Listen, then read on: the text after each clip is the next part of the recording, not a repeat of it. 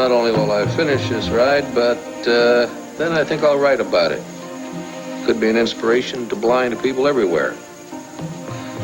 And after it's over and done with, Viki should understand it.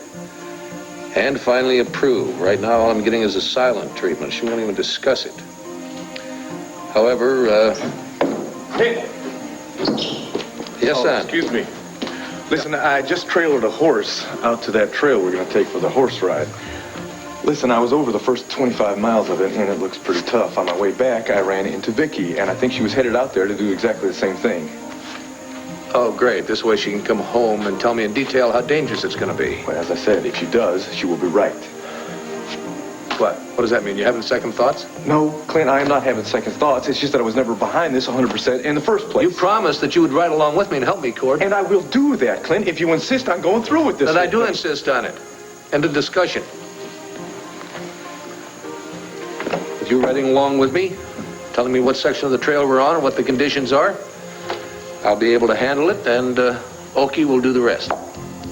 What would you like me to do while Cord rides alongside you? Would you like me to trail behind in the ambulance so that I can assist the paramedics when they take you either to the hospital or directly to the funeral home? We'll be sorry to see you go, Mrs. Sanders. Oh, thanks. I miss you, too. It won't take long to get the rest of your things together. Okay, great. Thanks. Hi. Is this what I rushed over? This is the surprise? You're giving up your suite here to move to a more permanent place? Well, it's sort of more of a temporary thing. Oh. Well, when are you moving? Well, I'm not exactly moving. I'm sort of staying where I am. At Tom's? But you told me that all the charges against Mary Lynn were dropped, which meant you do not have to live there with him anymore. Yeah, I know. Wait a minute, Lee. Are you telling me that you are choosing to stay with Tom Dennison because you want to? So sorry, Tina. If you want the baby back, you're going to have to pay the $1 million tab.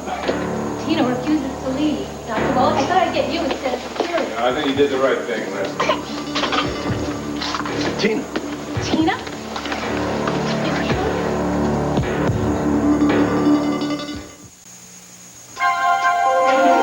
Here's what to do when you don't find the rainbows in this time. Here's where you go when it looks like the rain won't end. Don't cry. I'll give you tomorrow. Let me be the one to share it with. And each day that follows, 'cause we only have one life to live.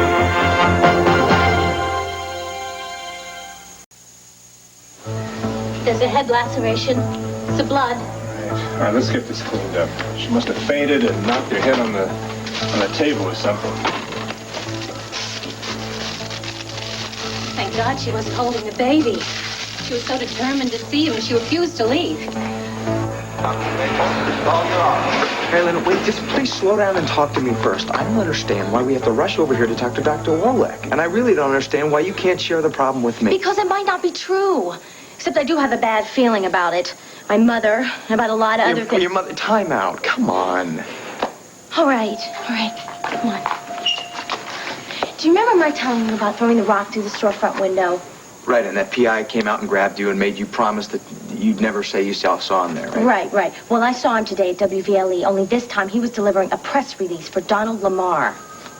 The special prosecutor. What does he work for him or something? Well, he said he did, and when I asked him about it, he got angry because I was questioning it. Okay, but what does this have to do with your mother or talking to Dr. Wolek? Well, he either tried to shut me up or scare me or something, but he told me that Dr. Hoffman was brought here by Donald Lamar to operate on me. How do you even know about the accident?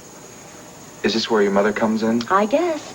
You see, Donald Lamar came to the house one day to see my father, and he was very nice to me, and he was very interested in my reconstructive surgery. And then my mother walked in. She was trying to be calm, but she didn't do a very good job of it. There was a lot of tension between the two of them. What, did you ask her about it later? Well, of course I did, but she just brushed it away as if it was nothing. A stranger does not arrange for the best plastic surgeon in the world to operate on someone. No, Mom and Donald Lamar had something pretty heavy going in the past. And you're worried about which part of her past? I get the picture. You know, maybe that guy was telling me the truth. I mean, why would he lie to me, right? Well, I remember Dr. Wallach told your parents that Hoffman had happened to be in Llanview and just read about your case. No. That was the cover story. But you see, my point is that Larry probably doesn't even know what the truth is, if the truth is what this guy is saying it is. I don't know any place to start but Larry. Yeah. Well, what are you going to do if you find out that Lamar arranged the operation? Mom and I are going to have a very long talk about who the heck Donald Lamar is in her life. This just doesn't make any sense. Tom Dennison destroyed you, and you have kept this incredible hatred for him all these many years. But Renee, I am so sick of hating. Do you realize what a useless emotion that is? And I finally feel that I am slipping away from that. And maybe that's because Tom and I were forced to live together, and it made us put our anger aside. Okay, now I understand that you have that adorable daughter, Mary Lynn, and she's around just radiating goodwill and sunshine. And she's certainly hoping that her parents stay together. Yes, exactly. And it worked, didn't it? I mean, Tom and I can actually enjoy some moments together. Okay, I'm very happy for you, and I'm very proud of you, and I approve of it. But none of this explains why you are staying in that house with that man when you don't have to. There's something more. No, there's something you're not telling me. Look, Renee, I just think it is a good thing to do. And it's not that big a sacrifice to keep Mary Lynn's dreams going.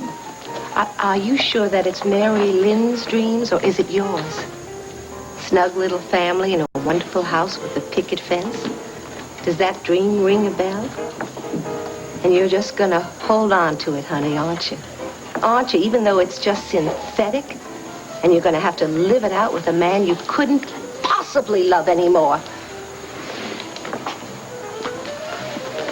Clint, I not only drove over part of the terrain, I spoke with some of our ranch hands, and I found out that this race is so prestigious exactly because of how dangerous it is to man and to his horse. And a lot of riders never cross the finish line because their horses get so tired that they stumble, they fall, and they toss the riders off.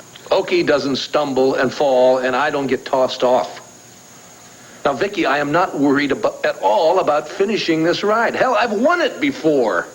Yes, you have, with the assistance of your eyesight, as well as your skill and your cunning. Darling, it's not only foolhardy to try this race, it's insane. Oh, so now I'm not just blind, I'm also loco? You bet you are if you persist in this, and I'll tell you what else you're being. You're being selfish, because you're willing to risk your death, which means I lose a husband and our children lose their father, just for some damn trophy. Now take this down a notch, or you and I are going to have the fight of our married life. I am fighting for my married life. I'm also fighting for your life.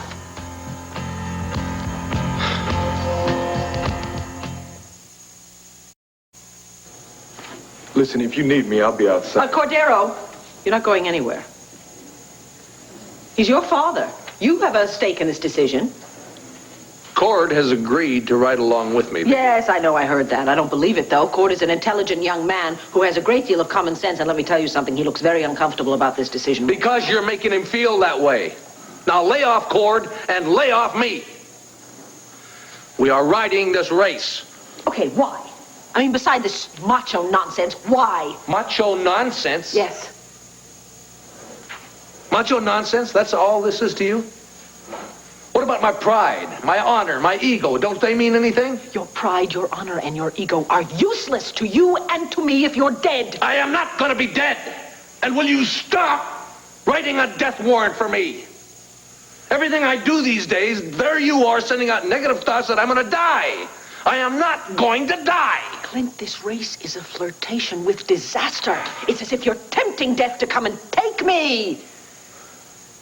Honey, please, we moved out here so we could have a fuller life, so you could have a fuller life. You told me, and I believed you, that your mood has improved. You are looking forward to living. That's true. I am looking forward to living. And I've got more confidence, Viki. I am confident. I am so confident that I know I can ride a horse 100 miles, and I'm not worried about it. I am not afraid. But you are trying to spook me. You keep trying to make me believe that I'm going to get 2 miles down the trail and crash and burn. All right, Cord. What do you think? No, seriously, Cord, am I making sense or am I a jinx? I mean, what am I, a doomsayer? Is this man looking for an easy way to die or what? I could die walking across the room. It could have happened when I tripped on that loose tile. It could happen any minute, Viki. I could trip over an area rug. Now, you are trying to make a big difference here where there is no difference. Clint, if you trip on an area rug or if you fall down the stairs, that would be a terrible accident and somehow we would learn to live with it. But to ride 100 miles when you can't see a thing that's coming at you, that is a stupid and a willful decision. Haven't you figured out yet that I am most comfortable when I am on horseback? A hell of a lot more comfortable than when I'm poking my way around this room with this damn cane. Now, I trust Cord, I trust Okie, and I trust my ability as a horsebacker.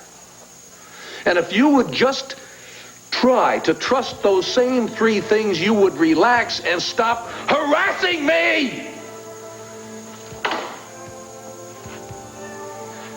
Well, Viki? Cord, what the hell is going on here?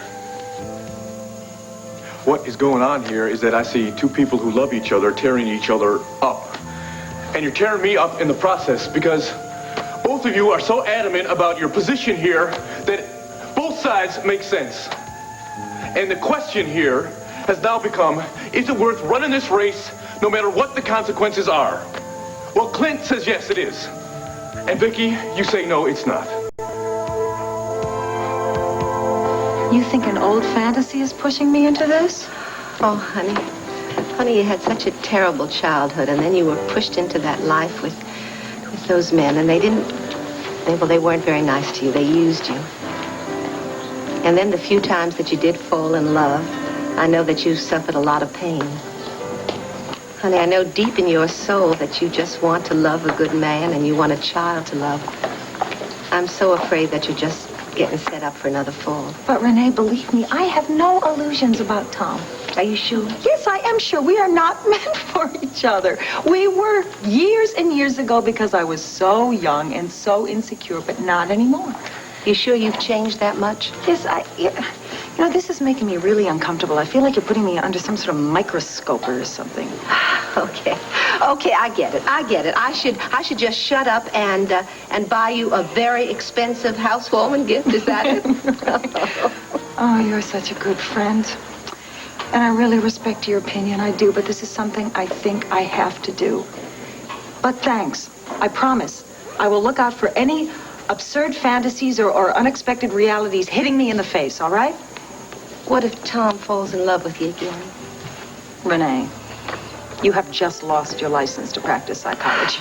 Well, it's possible. I mean, he never did remarry, and maybe he's got his own fantasy working. Okay, stop.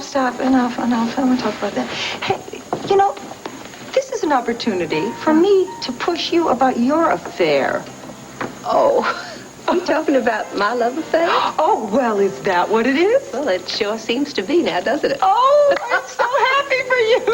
Oh, I tell you, honey, we get along so well, and we're so easy with each other. It makes us just so smooth. And, well, I mean, sometimes it gets ornery and stubborn, and I got to wrestle him to the ground, but I kind of like that, too. And he's got so much good in him, and he thinks I bring it out, and I think I do, too. Oh, boy. I mean, I can remember sitting here when you told me that you were going to Asa to prospect for gold. Oh, Lordy, I'm so embarrassed. Don't bring that up. I mean, I could care less about money. I mean, though it's very nice to have, but I'm sort of like you. I can sort of imagine myself spending my golden years with that family, those Buchanans. What a handful. But I think I'm settling in, and I think I'm making it work. And I like it so much. Oh, Donald. Mr. LeVar. Hello, Renee. Am I interrupting anything? Yes. Yeah. I'll be brief then. Do you think you could find in that crowded schedule of yours 30 minutes, maybe half of that, to talk to me? Well, Donald, I really can't fathom what we'd have to talk about in a half an hour. I think maybe dispelling the air of tension and distrust between us. Excuse me, Mrs. Sanders. Everything is ready. We just need your signature. Oh, great. Thank you. Well, Renee, I'll talk to you later. So long, honey. Bye. Bye, Donald. I really don't think we have anything to talk about. Oh, boy. Thank heavens. Thank heavens Tina's concussion was mild. I'd have to call Viki and tell her more bad news. But Dr. Wallach, there is bad news. Tina Roberts really needs professional help. Don't you think? Well, it's possible. Now, I put a call out to Max Holden, her friend. I got to tell him that she thinks this baby is hers. I just hope he'll agree to treatment for her, therapy. How is the baby? Oh, now that he's safely tucked away in pediatrics, he should be fine. That's good. Listen, I don't think we need to tell the Brewsters about this little incident. I agree. Nurse Leslie speaking. Yes, this is Mrs. Brewster. I'm looking for Dr. Nolan or Dr. Wallach. Yes, Dr. Wallach is right here. Mrs. Brewster. Good, thank you. Hello, Mrs. Brewster. We have some good news for you. Really? Michael is fine? Well, not 100% fine, but he is responding well to the medication. Thank you, Doctor. I think if he stays here another couple of days, well, you should be able to take him home soon. Oh, another couple of days. Will I really be endangering him by bringing him home now? Well, why take the chance if he's responding so well? Well, I think about this. I will be in to see you and Michael. Okay, fine. Thank you. Michael is better now. Dr. Wallach still insists to keep him there. No. You go to the hospital and bring him back. Rollo! Lita, don't you suppose when Tina regained consciousness that she called the police? Now you go to the hospital and get the baby while you still can. Almond Delight tastes so good, people can't wait till morning. I couldn't sleep. Sweetheart. Oh, that's great.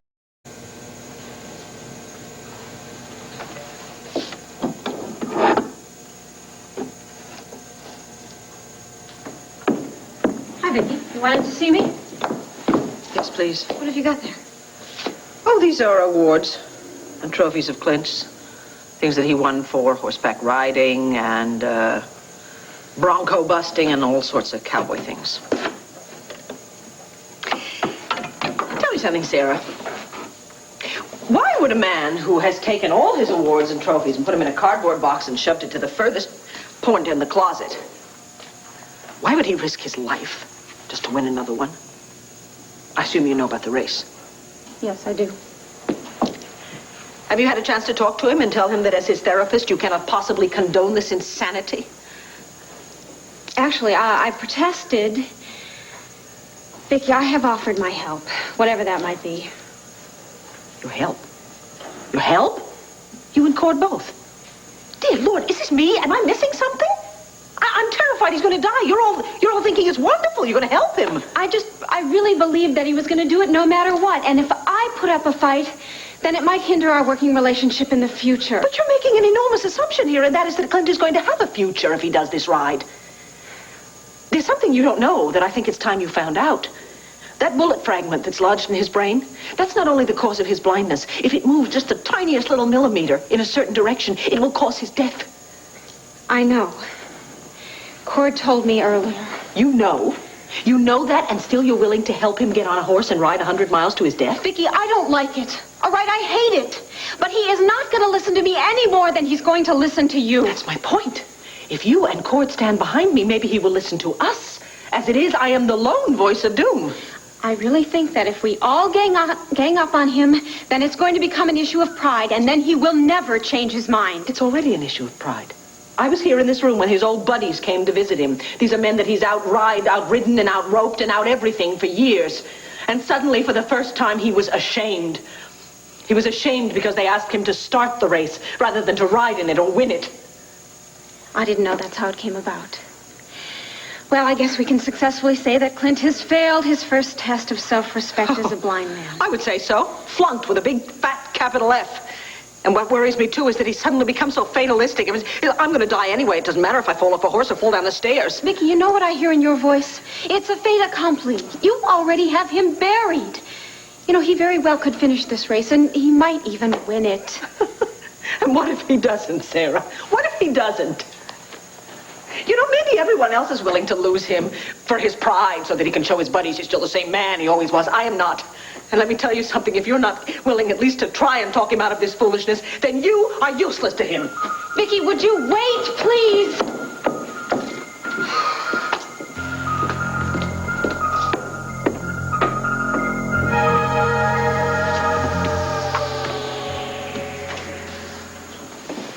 Teen? Come on, open those baby blues and see who loves you. How you feeling? Terrible. Terrible. Did Larry tell you what happened? Yeah. You fainted and the nurse found you on the floor. Let's see his score. Floor 10. Tina, nothing. The highlights at 11, you know?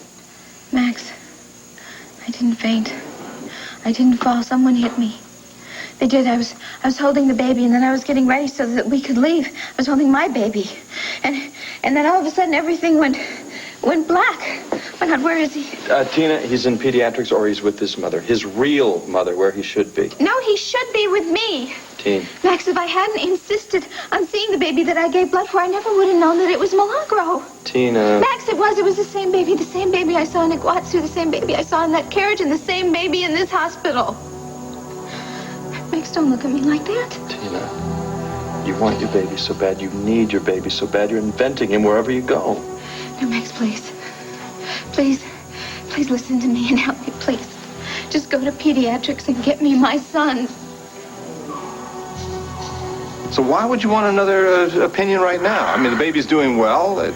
I know, but, well, my husband is a very nervous type, and he wants the best possible treatment. So why doesn't your husband come down here to the hospital? Why doesn't your husband talk with me? Well, I explained he was changing jobs and we were about to leave town. Mrs. Brewster, if you truly want what is best for that child, you will leave him in the hospital here. If you want a pediatrician to come down for a second opinion, fine, bring the pediatrician here. Dr. Wallach, I thank you and Dr. Nolan for everything you've done. But now I'm leaving with Michael. And I promise I will keep him on his medication. And if there is any sign he needs to be returned, I will bring him. But I have to take him right now.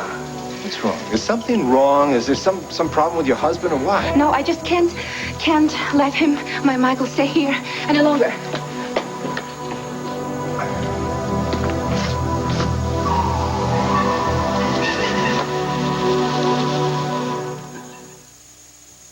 La France vous a apporté la mode, le parfum, le champagne.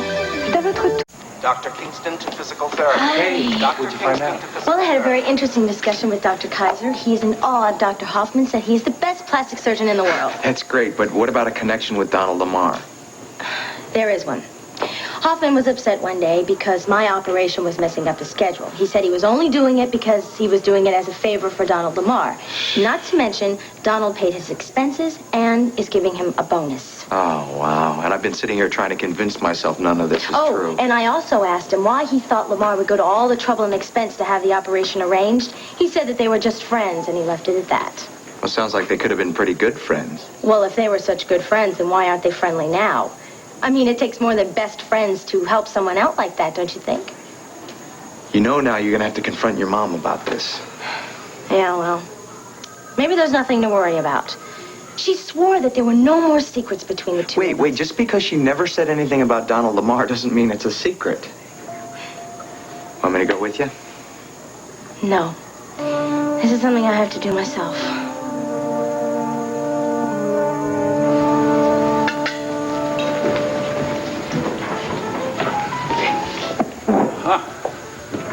I see that you still find my charm is irresistible. Is that supposed to be funny? I guess it wasn't. Lee. Look, can you just say what you want to say so we can get this over with? Because you're not going to be listening with an open mind. I can see that from your attitude. Well, I'll tell you. My attitude has to do with the fact that I want to keep the past the past. All of it. Now, we didn't part friends. And I really don't see why you want to revive some sort of friendship now. I'm new in town. I've always adored you. Is there any reason why we can't have a more friendly relationship? Yeah, there is. I haven't forgotten. Maybe you have. Look, I will really always be grateful for the fact that you found that plastic surgeon for Mary Lynn, but as far as anything That's to return a favor that you once did for me. Would you please, I want to forget that favor. Look, I really don't have any time for any more new friends. I have my daughter, I have my business, and I'm living with my ex-husband, all of which takes a great deal of energy. You can leave now that Mary Lynn's charges have been dropped. Yes, well, I'm staying a while. Well, that's very interesting. I mean, that's amazing. That man abandoned you. He stole your daughter. Whatever. If you're happy, then I'm happy for you. No, well, I don't think you have any right to be concerned about my happiness now. All right, do we have all this straight? If you insist. Does this mean that I'm supposed to ignore you if I see you? If I give a little wave? You won't even give me a nod in return? Oh, Donald. I'll give you a nod. It's about all you deserve from me.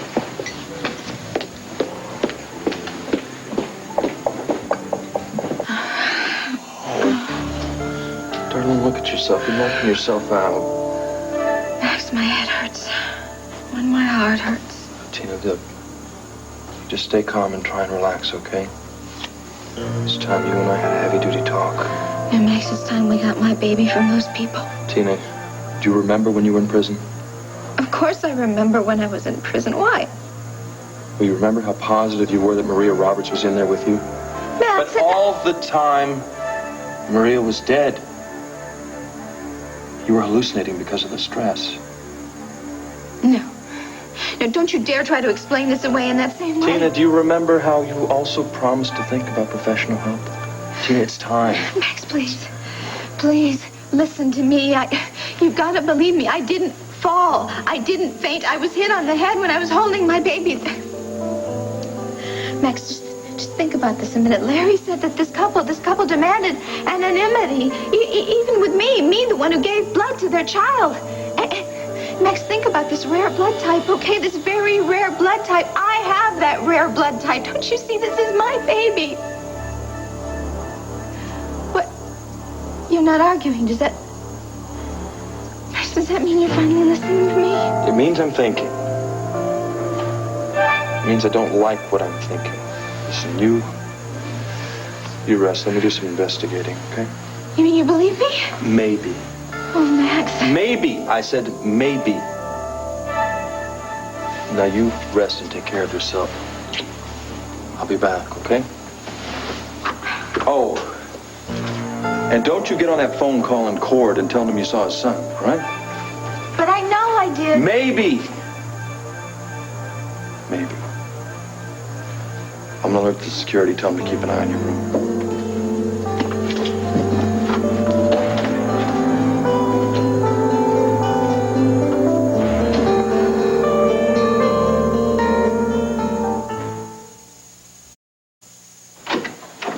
Larry, I need to talk to you. I need to talk to you about that kid Tina gave blood for and his parents. I'm sorry, that's confidential information. Larry, even if Tina was whacked on the head, even if that kid really is her son. She's got you believing it now, too? Larry, if you can assure me otherwise, I'll go right back to her room and convince her she needs to see a shrink. But if you can't, a lot of weird stuff's been going on around here, starting with me getting stabbed.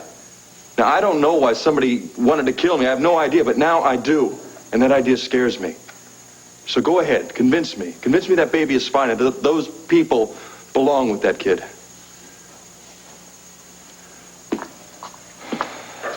What? Something bothers me about that baby and about the mother, about the father. And like what? Like the father's never been to the hospital, not to see me, not to see the baby. The mother took the baby right out of here against my advice. Gone? The baby is gone? Yeah, now if she cared that much about the child, why would she run out of here? Larry, give me the people's names. I would just need to talk to them. Give me an address, a phone number. I can't do that. Oh, I'll tell you what. I will ask you a question. You blink once for yes, two for no. That way you're not giving away any confidential info. Larry, is the couple's name Brewster?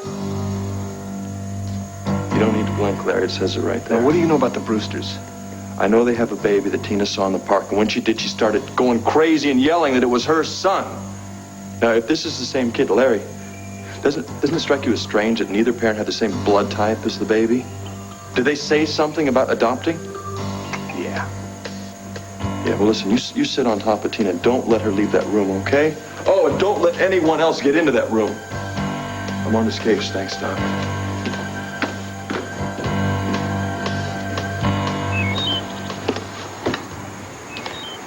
You look just about the same way I feel. Yeah, did Viki lied into you the same way she did me? She sure did, which makes it real tough for me to defend Clint. You know, I have been sitting here thinking, why don't we just agree with her? Why don't we just hog-tie him so that he can't do it? Hog-tie him? Sounds like you're picking up the lingo around here real quick. Oh, Sarah, I don't know. I keep thinking that if I'm with Clint, I can be able to handle whatever situation comes along. Whether that's true or not, I don't know. Not if he goes flying on the ground. But Clint is an experienced horseman, all right? I don't have to worry about Okie throwing him. What concerns me is if Okie slips himself and falls. Then I have to pray that Clint doesn't fall on his head. And the more I talk about this rationally, the harder it is for me to get behind Clint. Cord, do you think if you and Viki and I all ganged up on him, he might change his mind? No. Me either. Funny how irrational people can be sometimes. Because I really believe that intellectually, he thinks this is silly. Yeah, but right now, he just doesn't care, or at least he's not letting himself care. It's his honor that's in charge. I know, and that's why I feel like I failed him somehow. Somehow, I failed to let him know that he can still be very much a man and not into all these heroics. Hey, come on, that's not just your fault. We all struck out on that account. It's just that he is so pig-headed, he's not going to listen to anybody. Sarah, are you still going to help us out if it comes down to going for the ride? What can I do? That man knows more about riding a horse at high speeds than I ever will. You can still work with him on developing his instincts, all right? The same kind of work you've been doing all along. I'm sure that a question is one day going to come up that only you can answer. Cord, in my heart, I'm still hoping that he's going to change his mind. Well, so am I, but we can't hold our breath until that happens. Which means I'd like to get you out to the stable right now and get you on a horse. Sarah, come on. It is rapidly becoming part of your job description, all right? There are other ways that I can help. If Clint is going to go out on this 100-mile horse race, you're going to have to get up there on a horse yourself so you can experience that, so you can tell him what to do. Now, come on. I tell you, I'm going to give you one lesson, and you're going to love it so much that you're just never going to want it to stop, and you're always going to be begging for more. Yeah, well, if I'm afraid, is that horse still going to be friendly? Yes, he will. Tell you what, I'll give you old pebbles, okay? That horse has learned to deal with anything. Mary Lynn, why did we have to talk about this here? Because I thought it was better if we talked somewhere where Dad couldn't walk in. Yeah. Okay, what's wrong? I found out that Dr. Hoffman was brought here by Donald Lamar to operate on me, and that Mr. Lamar paid him. What? Did Donald tell you that? No, I haven't talked to him, but maybe I should. No, Mary Lynn, I don't want you talking to him. But why? What's going on between you two? I don't want you talking to him. Mom, what was going on between you two? Dr. Hoffman did not look in the paper and see my story and decide to play Santa Claus. Now look, we could just keep it a secret between the two of us. Dad won't even have to know. Mary Lynn, what do you think? You don't think that Donald is someone that came to visit me at Renee's, do you? Well, there has to be something behind his gesture. Oh, please, if you two were just friends, you would have told me and Dad. Look, I am telling you, we were just close friends. All right. We were close for a while. There were romantic feelings that we had, but nothing ever happened, really. I left town, and he stayed on to become a very successful judge in Nevada. Whoever knew that he would end up in Llanview? Did you know he brought Dr. Hoffman here? No, I had no idea until after the surgery. I ran into him, and he told me. I had absolutely no idea. I was shocked. And also, at the same time, I was grateful because he is the best plastic surgeon, so... Well, where did he get so much money? From his wife. She's dead now. Anyway, look, all that happened was that I worked for him in his campaign headquarters when he was running for that judge in Nevada. That's it. Was his wife alive then? I didn't mean it to sound that way. No, that's all right. Yeah, she was alive. As a matter of fact, I worked with her for a while. But she died in a car accident. Anyway, the point is that Donald probably saw that by helping you out, he would be making some sort of grand gesture to me. So he just went and did it, that's all. What does he want in return? Well, nothing, I don't think. And if he does, it doesn't matter. He's not going to get anything because I really do not want to be friends with him. I think you're giving me a very cleaned up version of you and Donald Lamar. But I won't push you. Okay. And I think it's better that we keep it from Dad, don't you think? Marilyn, we don't have to keep anything from Tom. He knows that Donald and I are friends. Does he know that he arranged for the surgery? No. But I really think that would sort of be an awkward situation. Whatever you want, Mom.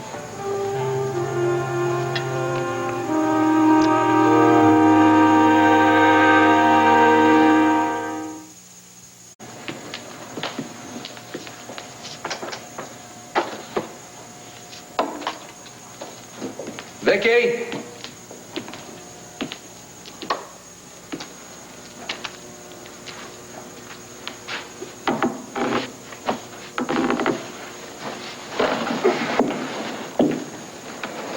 Did you call me? Yes, my love. Come over here and snuggle up with me. I don't particularly feel like snuggling up to you. I feel like spanking you. It's not funny. Oh, honey, don't get in a big uproar like you were before. Let's try some communication. Fine. Communicate. But I'm sitting here. Oh, is that fair? I mean, I can't see you, but can I at least touch you? Well, you're going to ride 100 miles. You can't see a thing. You don't seem to be bothered by that. I can handle that. I don't know just how to break this to you, but I am not going to fall off. I'm not going to hit my head. What I am going to do, or try to do, is win this race.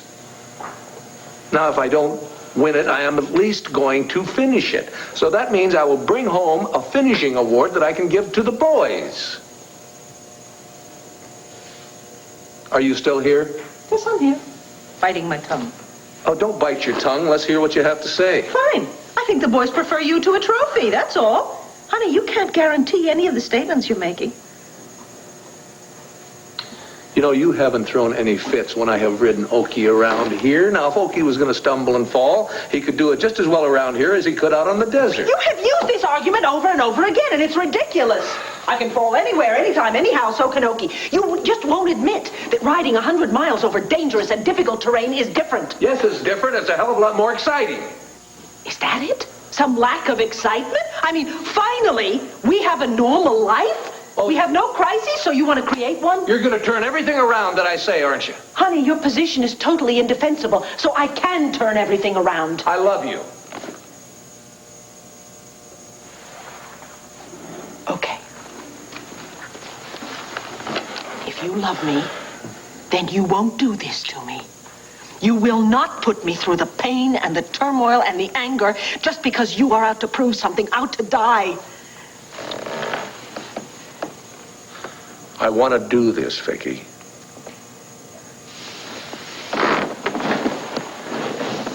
If I don't do it just because of this handicap, if I let that stop me, I would hate myself. All right. Okay, let's find something in the middle then. You can be annoyed with yourself, you can dislike your handicap, but you don't have to do something that's going to take you away from us. We love you. We don't care about trophies and ribbons. You can have it all. The trophies and the ribbons and me and my love. All right, prove your love, honey. Put us first.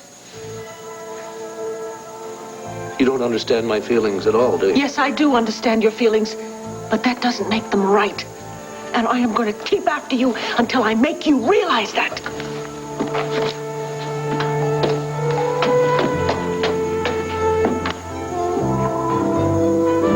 I think you're going to have to agree we do have the best pasta in Llanview. Next time, please try the spaghettini with crab meat sauce. It's Brando's favorite. Trust me. Oh, pardon me. Excuse me.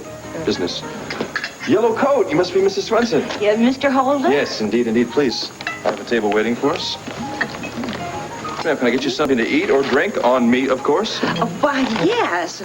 I'd love a Bloody Mary and a meal. Yes, that's fine. But before we do that, can you tell me something about the Brewsters? Well, there's really nothing more to say except what I told you on the phone. They moved in a week ago. They moved out today and didn't collect their security deposit. Well, could you describe Mr. Brewster to me?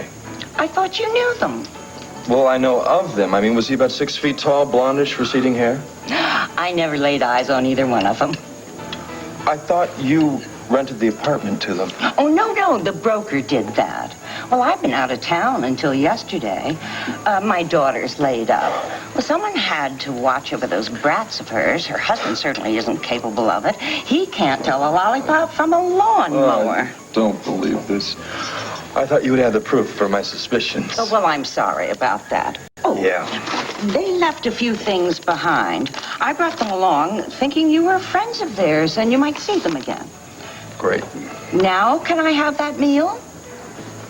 Sure.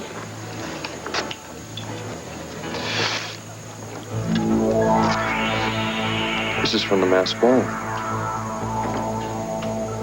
It was Rollo. It is Rollo.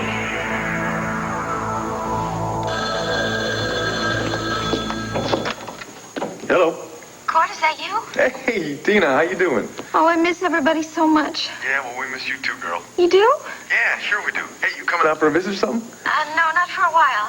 Oh. Well, why don't you hold on for a second? I'll go get Viki for you, okay? No, actually, Court, I have to talk to you. You see, Max says I shouldn't, but, I think I know enough already. I mean, I'm pretty sure, although Max says I should be really sure before I talk to you, and I just... Tina, what is going on?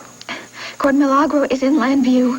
What? Look, I know how it sounds, I do, honest, but he is, and what happened was he was sick, and he's with this other couple, and he was sick, and he needed blood, and so I came to give blood because I had the same rare blood type, and then when I was there, I saw him, and he's the same baby I saw in Argentina. Tina, just slow down here for a second, all right? Look, I know you're going to say I'm hallucinating or something, but I'm not. Please, believe me. I mean, even Max believes me a little bit now. I mean, at least a little, because he's out investigating it. But I had to call you. I had to call you as soon as I had any idea, because I knew you'd want to know and that you'd want to help get our baby back and bring him to us.